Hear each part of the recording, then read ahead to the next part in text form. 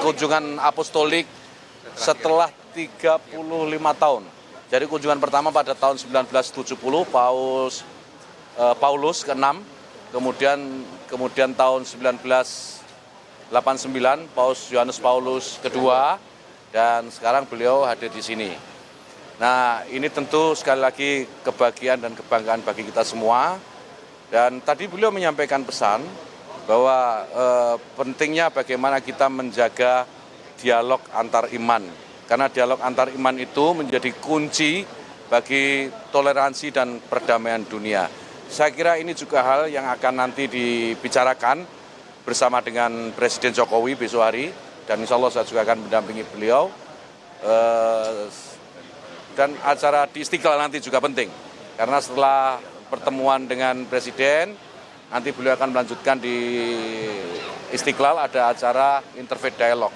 Saya kira ini manifestasi dari apa yang tadi beliau ucapkan, bahwa dialog itu menjadi kunci utama bagi sukses perdamaian, bukan hanya dunia tetapi antar umat manusia. Nah, saya kira ini pesan paling penting yang disampaikan oleh beliau, dan tentu saya atas nama pemerintah menyampaikan selamat datang kepada Paus Fransiskus ya, di bumi Indonesia, di bumi Pancasila, di bumi keragaman, dan di bumi yang Bhinneka Tunggal Ika. Saya kira itu. Paus Fransiskus datang tidak menggunakan mobil mewah itu ya. Innova ini apa sebagai contoh ikut buat pejabat Indonesia? Ya, saya kira ini luar biasa kesederhanaan beliau. Beliau contohkan bagaimana menjadi, karena beliau ini kan bukan hanya pemimpin agama, tetapi juga pemimpin negara. Gitu kan. Beliau ini pimpinan tahta suci Vatikan, dan dengan kesederhanaannya beliau tunjukkan itu. Beliau tunjukkan bagaimana beliau memilih kendaraan pun dengan cara yang sangat sederhana gitu. Dan ini patut untuk dicontoh. Patut untuk dicontoh. Saya kira itu. Jadi perbincangan besok dengan Pak Jokowi selain pesan yang tadi disampaikan oleh Paus sendiri, apa lagi? Saya tidak bisa mengira-kira apa pembicaraan beliau berdua besok ya. Tapi saya yakin, karena tadi saya sampaikan beliau ini juga pemimpin negara selain pemimpin umat, pasti beliau juga mengupdate segala isu-isu yang terkait dengan perkembangan global. Dan itu pasti juga akan dibicarakan oleh beliau berdua. Nah, mungkin kerjasama, dan yang paling penting menurut saya ya dari semua proses ini adalah mempererat hubungan antara Indonesia dan Vatikan.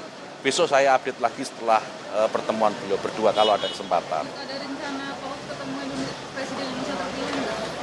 Direncanakan begitu. Nanti akan ada pertemuan dengan Presiden elected, Presiden terpilih dalam satu pertemuan.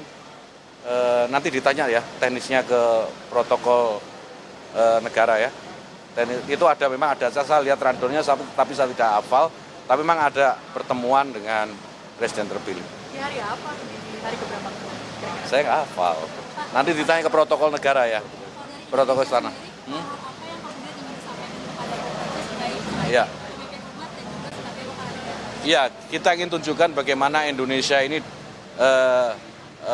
berbeda-beda, banyak sekali agama, banyak sekali keragaman ya, latar belakang, tapi kita bisa tetap satu, diversity in unity lah gitu, kira-kira gitu. Jadi itu yang ingin kita sampaikan kepada beliau, dan saya kira tidak banyak negara yang memiliki keberbedaan seperti Indonesia. Dan ini pesan baik saya kira, dan kami berharap beliau Paus Fransiskus ini menyaksikan gitu ya bagaimana keberagaman di Indonesia itu bisa terpelihara dengan baik. Itu. Sampun? Hah? Itu protokol mereka yang ngatur, saya tidak mengatur protokol. Ya, ini langsung ke Dubes Vatikan, habis itu nggak ada agenda lagi sampai besok? Istirahat dulu memang, istirahat dulu. Mungkin ada yang mau disampaikan ke masyarakat Indonesia, sudah. mungkin mayoritas agama Muslim yang juga yang ada kegiatan. Jadi begini ya, kita ini ditakdirkan untuk hidup beragam. Takdir kemanusiaan kita itu takdir keberbedaan. Tidak ada yang sama, ini kawan-kawan media semua ini juga nggak sama nih, kiri kanan semua nih, kiri kanan depan belakang beda semua. Ini artinya menunjukkan bahwa kita ini memang ditakdirkan berbeda-beda.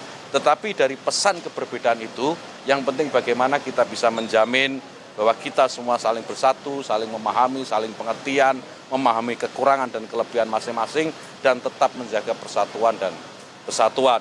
Jadi kalau sekarang Paus Fransiskus hadir, kita harus maknai ini sebagai sebuah keberbedaan yang juga harus dihargai oleh seluruh umat manusia. Ingat, kalau Tuhan ingin kita semua sama, mudah bagi Tuhan.